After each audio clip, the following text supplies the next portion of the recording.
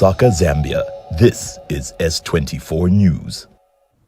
This is S24, your first and only Zambian 24-hour news channel that continues to be at the source of your story. My name is Tala Mukupa, and these are your noon headlines. President Lungu opens schools and drinking places. In his speech during the official opening of the 5th session of the 12th National Assembly, the head of state has announced the official opening of all schools under the new normal on Monday, 14 September 2020.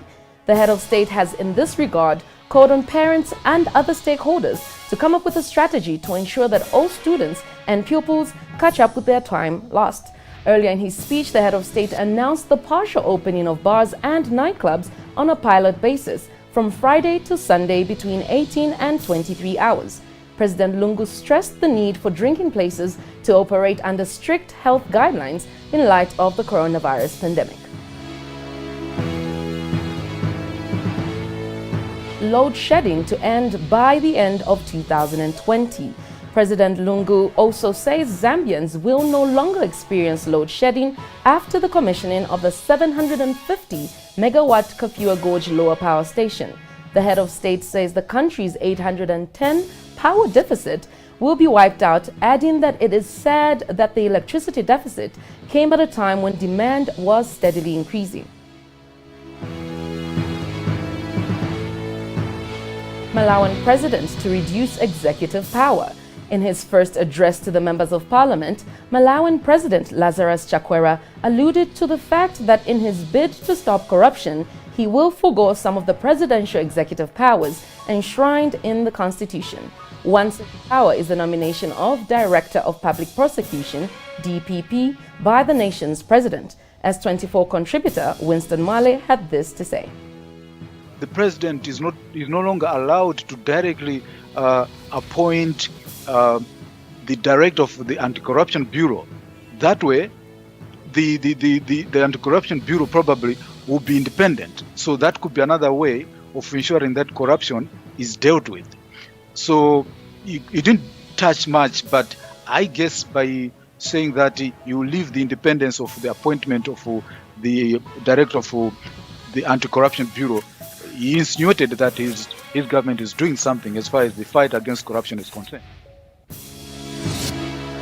Competition key for progress. Renowned economist Professor Oliver Sasa has emphasized the importance of competition to a nation's economy, stating that a country's progress is based on the extent of its competitiveness.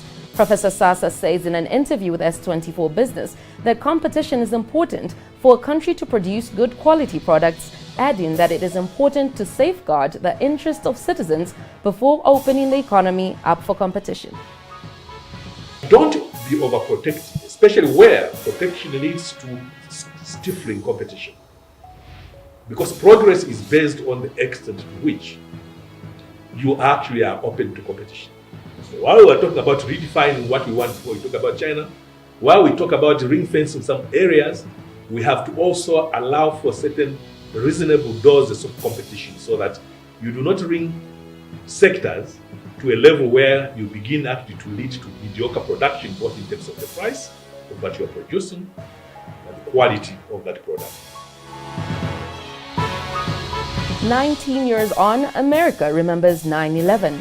Today commemorates 19 years since the Twin Towers in New York came down in a terrorist attack by Al-Qaeda that left 2,977 people dead and many more injured with lifelong medical conditions. Americans and people from around the world have been paying tribute to those lost and the first responders who rushed to the sites to rescue those trapped in the towers. Azarenka to meet Osaka in the US Open final after ousting Williams.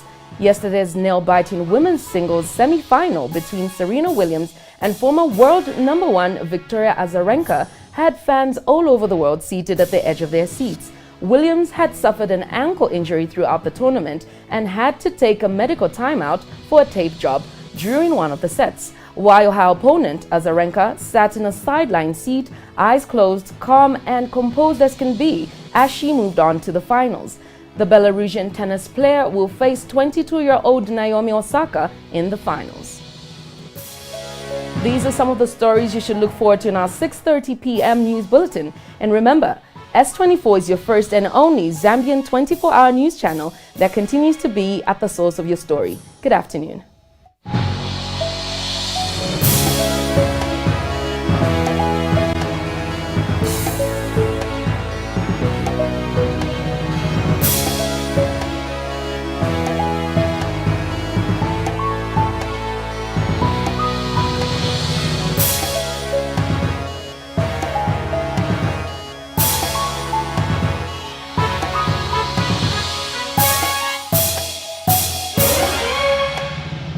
Live from Lusaka, Zambia, this is S24 News.